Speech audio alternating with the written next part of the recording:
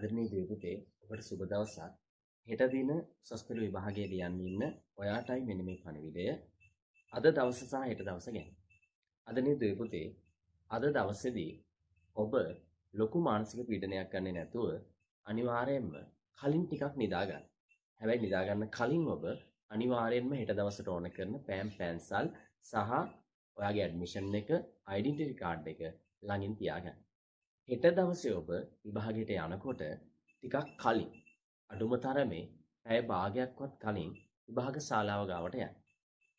ගිහිල්ලා ඔබ යාළුවොත් එක්ක වැඩිපුර කතා කර කර ඉන්නේ නැතුව විභාග ශාලාවේ ඔබේ අසුනේ ඉඳගෙන විභාගයට සූදානම් වෙන්න. විභාග වැඩ කටයුතු අවසන් වුණාට පස්සේ අදනේ දුවපතේ ඔබ ඉවර වුණු ගමන්ම ආපහු ඔයාගේ ප්‍රවාහන ක්‍රමවේදය පාවිච්චි කරලා ගෙදරට පුළුවන් තරම් ඉක්මනින් එන්න. ඔබ එතන රැඳිලා ඉන්න එපා.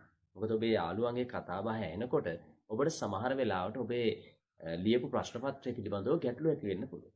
දෙවෙනි ඊළඟ කාරණය තමයි අද මේ දෙපොතේ ඔබ ඇවිල්ලා කිසිම වෙලාවක ඔබේ ප්‍රශ්න පත්‍රය සම්බන්ධයෙන් යන ආදර්ශ පිළිතුරු පරීක්ෂා කරලා බලන්න යන්න එපා. විභාග කටයුතු සියලුම දේවල් අවසන් වුණාට පස්සේ ඕනනම් බලන්න, එතකම් බලන්න යන්න එපා. ඉතින් ඔය ටික හැමෝම ඔළුවේ තියාගෙන ඊට දවසේ විභාගයට යන්න ගිහිල්ලා සාර්ථකව විභාගයට මුහුණ දෙන්න. ඉතින් මම සුබ පතනවා ඔබ සියලු දෙනාටම උසස් පෙළ විභාගයේ සාර්ථකව ජය ගන්න හැකියාව ලැබෙන්න කියලා. එහෙනම් හැම කෙනෙක්ටම ජයෙන් ජයම වේවා. මම ඔබේ හදවතේ වීස් ගුරුවරයා අංජුල ඉලකරත්න.